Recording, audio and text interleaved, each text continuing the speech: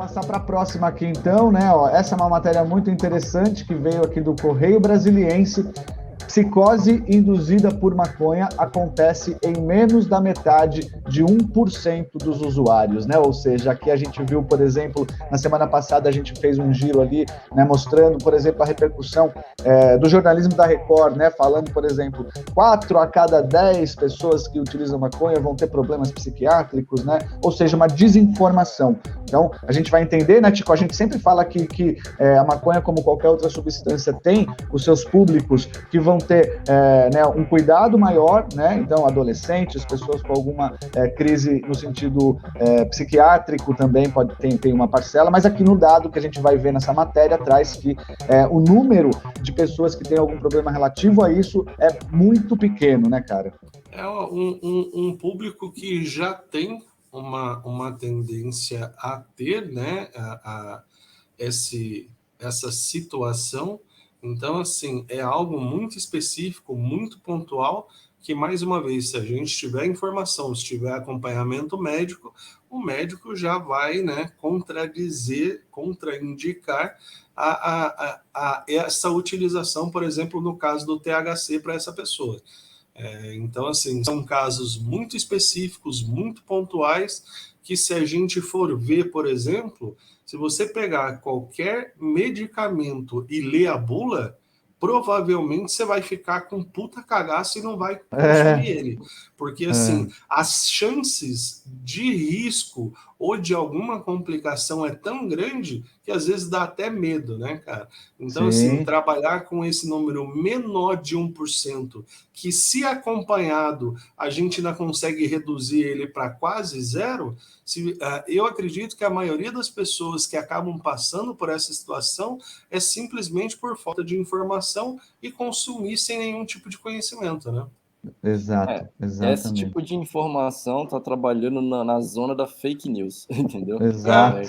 Que o Natural trouxe, assim, ela está trabalhando na zona das informações infundadas, né, com pouco estudo, e na zona da desinformação. Então, terrorismo moral, né, Tico? Terrorismo, exato. cara. Como tudo que a gente vê na internet, a gente tem que pesquisar, ir atrás da fonte, entender, né, o que está pautando esse estudo do Correio Brasiliense. O Natural vai trazer essa matéria, desculpa, do Correio Brasiliense, são estudos, né, que estão comprovando isso. Então é bem importante a gente olhar para essas coisas que estão demonizando a cannabis e entender muito o contexto, né? Exato. Vamos dar uma lida juntos aqui, ó. Menos da metade de 1% dos usuários de cannabis já experimentou um episódio de psicose aguda após fumar a erva. Grupos de pesquisa e alguns meios de comunicação afirmam constantemente que fumar maconha pode levar diretamente à psicose e outros problemas de saúde mental.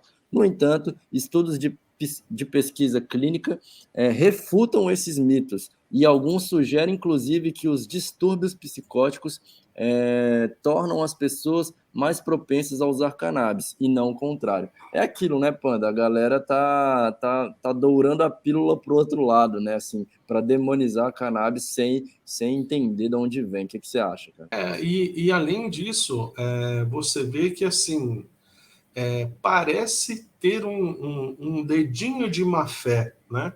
Porque sabe-se de informações totalmente contrárias e mesmo assim continuam batendo nas teclas que são mais pesadas possíveis, né?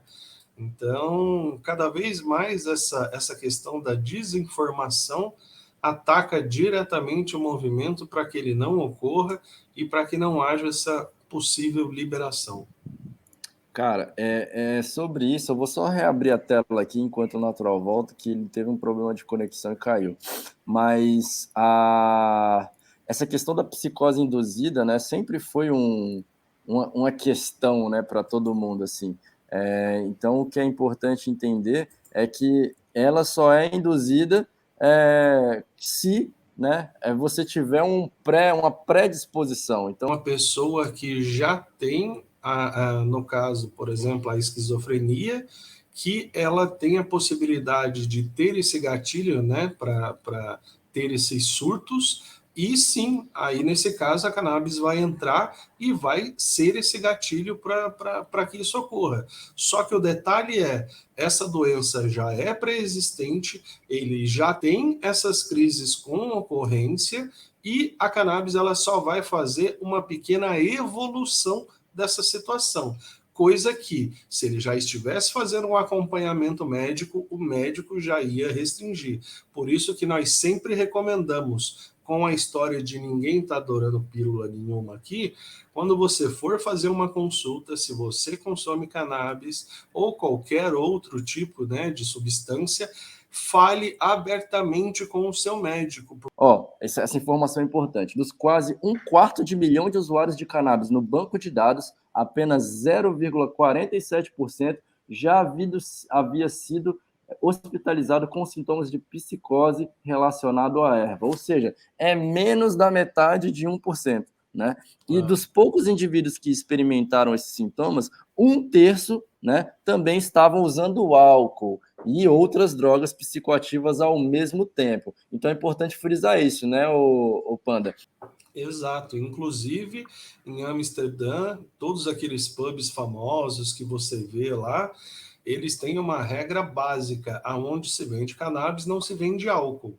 Você até pode comprar, consumir na rua, fazer, mas é aquela coisa por conta e risco.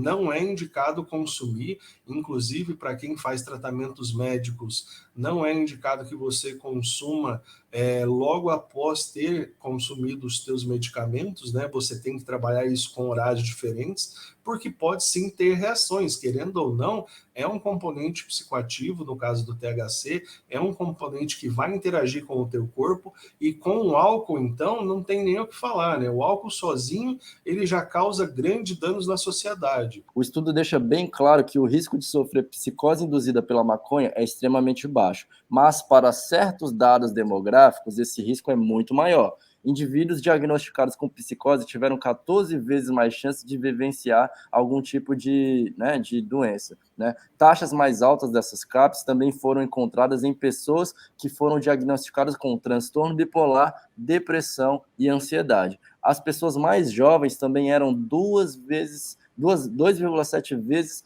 mais propensas a experimentar reações psicóticas do que usuários de cannabis mais velhos. A gente vai chegando naquela máxima também, né? E outros estudos têm provado, Siddhartha Ribeiro tem trazido, né?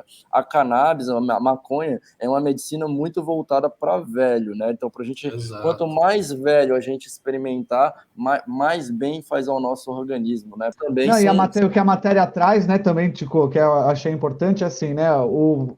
Essa lei faz com que o usuário tenha que recorrer à substância de maneira ilegal, né? E por muitas vezes essa falta de controle do produto que ele está comprando, muitas vezes ele não sabe, muitas vezes não, nunca ele sabe as concentrações de THC, CBD e tudo. Isso faz com que esteja provando uma coisa no escuro ali, fora o que a matéria traz, né? Fungos, emboloramento do produto ali. Então a legalização traria esse cuidado a essa pequena parcela que por mais que seja uma pequeníssima parcela, é importante você tratar de maneira mais cuidadosa esse público, né? Então, eu acho que é por isso importante uma legalização nesse sentido. Cara, a legalização e a regulamentação significa a gente criar critério de uso e não significa virar um oba-oba, né? Eu acho muito...